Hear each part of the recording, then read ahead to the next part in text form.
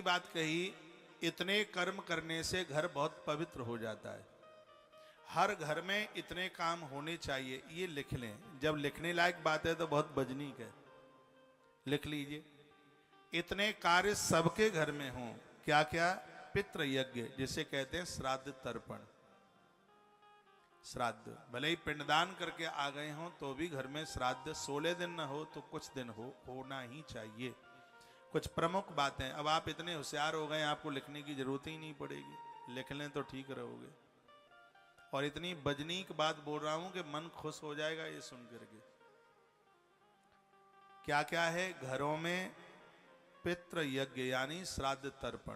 पहले पितृ यज्ञ लिख लो, कोष्टक में लिख लो श्राद्ध तर्पण। ये सबके घर में होना चाहिए। दूसरा है विवाह। आपको ध्यान है, आपकी शादियां हुई थी तो आंगन में मंडप गाड़ा गया था, मालूम है आपको? ध्यान न रहा होगा तो मैं याद दिला रहा हूं। आज होटलों में विवाह होते हैं, फार्म हाउसों में विवाह होते हैं, इसलिए तो घर का पितृ दोष समाप्त नहीं होता, इसलिए तो घर का वास्तु दोष समाप्त नहीं होता। आपको पता हो कि यदि किसी की कोई मृत्यु हो जाती है, गमी हो जाती है घर में, तो शायद आपको पता हो कि 1 वर्ष तक किसी भी व्रत का उद्यापन नहीं होता। ये आपको मालूम है? ये भी ग्रंथ में लिखा है कि 1 वर्ष के बीच में यदि घर में, परिवार में, खानदान में किसी का विवाह हो गया है तो वो संपूर्ण दोष दूर हो जाता है, फिर हर प्रकार का सत्कर्म करने का अधिकार मिल जाता है। तो ये विवाह कितना मांगलिक कार्य है। मैं कहूंगा आज बेटियों को लेके बाहर जाया जाता है विवाह के समय पर। सब फार्म हाउसों में, होटलों में, बड़े बड़े शहरों में विवाह होता है। विवाह से पहले की कुछ मंगल चारिका है, जिसमें लग्न है, टीका है, तेल है, ताई है, मंडप है, ये सब घर में होने चाहिए। जैसे ग्रंथ से मैं बोल रहा हूं, ब्रह्म पुराण में वर्णन किया गया है, जिस घर में श्राद्ध होता है उस घर में पितृदोष नहीं रहता।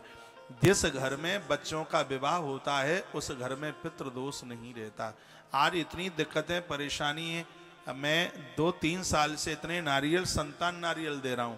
मैंने 500 से ज्यादा नारियल दिए हैं, तो 400 से ज्यादा बहनों को, माताओं को संतान हुई है। उनको हुई है जिनको डॉक्टर्स लोगों ने ये कह दिया था कि हम अपनी डॉक्टरी उतार के रख देंगे यदि औलाद हो जाए तो। 23-23 वर्ष के बाद में संतान हुई। नारियल का यह प्रभाव। आज इतनी संतान का अभाव क्यों हो रहा है? क्योंकि लोग इन नियमों को भूल रहे हैं। विधि तो यह होनी चाहिए, मंडप, माड़या, ताई, तेल, विवाह की जो प्रक्रिया है वो सब अपने घर से ही होनी चाहिए। लेकिन वो घर से नहीं, वो होटल और वो फार्म हाउसों से हो रही है। इसलिए घर शुद्ध नहीं हो रहा, पवित्र नहीं हो रहा है। श्राद्ध तर्पण के द्वारा घर शुद्ध होता है। तो घर से जब बच्चों का विवाह होता है तो घर को शुद्धि मिलती है। ऐसा बताते हैं कि जिस घर से बच्चों का विवाह होता है, संपूर्ण पुरखे प्रसन्नता के आंसुओं के साथ में गदगद हो जाते हैं। उनको इतनी खुशी होती है, उन्हें इतनी प्रसन्नता होती है। जिन घरों में विवाह का मंडप गाड़ा गया है, मैं डंके की चोट कहता हूं, उस घर में किसी भी प्रकार का पितृदोष, वास्तु दोष जैसी चीजें नहीं रहती।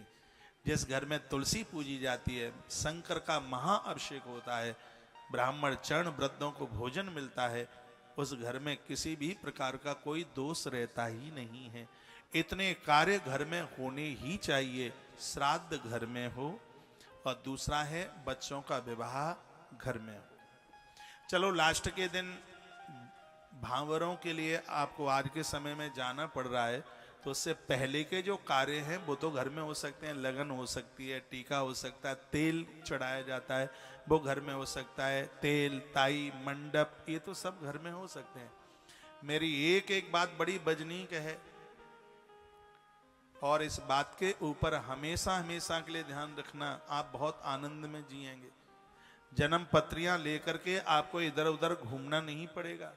इन बातों को विश्वास के साथ में इसको उतार लेना, ये सब बातें आपके काम में आएंगे।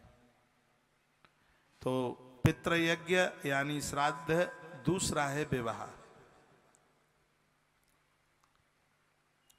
तीसरा है अग्निहोत्र यज्ञ।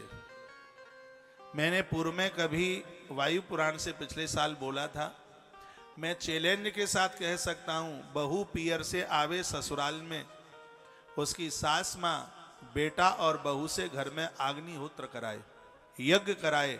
मैं दावे के साथ कह सकता हूं, ऐसा बेटा और ऐसी बहू अपने वृद्ध माता पिता को अपने जीवन से कभी अलग नहीं कर सकते।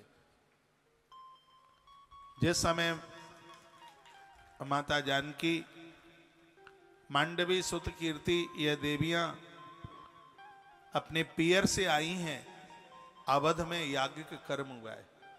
पहले यही विधि थी, विवाह के बाद जब घर की बहू पहली बार अपने पियर जाती तो उसको दसवीं चलना कहते थे। उस दिन सत्यनारायण भगवान की कथा होती, वर और वधू दोनों हवन यज्ञ के ऊपर बैठते थे, जिसके द्वारा घर में इतनी खुशियां होती थी। पहले घरों में 5-5 बच्चे, 7-7, 10-10 बच्चे होते थे, और आज घर में एक एक बच्चे के लिए तरसा जा रहा है। क्यों तरसा जा रहा है? क्योंकि वैदिक परंपराओं से ये लोग दूर भाग रहे हैं। एक का भी होना बड़ा मुश्किल हो रहा है, तरस रहे हैं। क्यों तरस रहे हैं? क्योंकि वैदिक परंपराओं को समाप्त किया जा रहा है, और ये शुभ नहीं है बिल्कुल।